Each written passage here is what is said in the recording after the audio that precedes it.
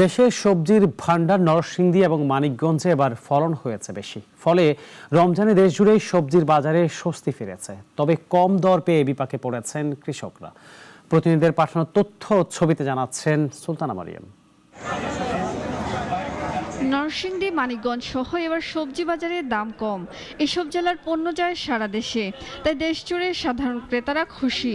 তবে কৃষকেরা জানাচ্ছেন সার কীটনাশকের দাম বাড়ায় উৎপাদন খরচ বেড়েছে, তাই দাম কম থাকায় তাদের লোকসান হচ্ছে। সারে হসপিটালের দাম, ইত্যাদির দাম অনেক বেশি, ওষুধের দাম অনেক বেশি। এই বেশির কারণে মনে করেন আমরা কৃষক মুক্ত পোষাইতেছে না। এই মুনিমনু দিয়ে পড়ে আমরা পোষে না। নরসিংদীর শিবপুর উপজেলার পালপাড়া গ্রামে জেলার সবচেয়ে বড় পাইকারি বাজার। এছাড়া মাধবদীতেও পাইকারি বাজার আছে। এসব বাজারের আড়তদাররা বলছেন সরবরাহ বেশি থাকায় সবজির দাম পড়তে। আমদানি বেশি হয়েছে, গৃহস্থের কাছে মাল আছে, তারপর বেচে শেষ করতে পারে না, অনেক মাল আছে। আলু নষ্ট হইতেছে, বীজ নষ্ট হইতেছে, টমেটো খেতে সস্তা আছে। হয়তো কিছু কিছু জিনিস দাম আছে, আবার কিছু কিছু জিনিস সস্তা। বর্তমানে সবজি সবকিছু মোটামুটি অনেকটা সস্তা। এক সপ্তাহের ব্যবধানে মানিকগঞ্জের পাইকারি বাজারে কিছুটা দাম কমেছে। তবে চাষিরা বলছেন অতিরিক্ত সবজি উৎপাদন তাদের জন্য লোকসানের কারণ হয়ে দাঁড়িয়েছে। দাম কম, চাহিদাও কম।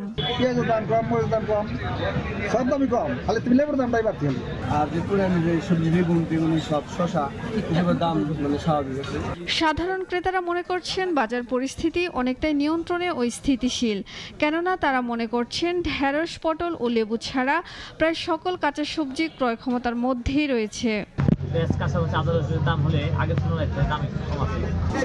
বিশেষ করে সবকিছু মিলিয়ে পূর্বের ন্যায় এখন বাজার মোটামুটি স্থিতিশীল। সবজি সিন্ডিকেট ভেঙে বাজারকে আরো নিয়ন্ত্রণে রাখার আহ্বান স্থানীয় ব্যবসায়ী ও কৃষকদের। প্রয়োজনীয় পদক্ষেপ নিলে বাজারে আরো স্থিতিশীলতা আসবে, কৃষকেরা কিছুটা হলেও লাভের মুখ দেখবে। সুলতানা মরিয়ম, নাগরিক।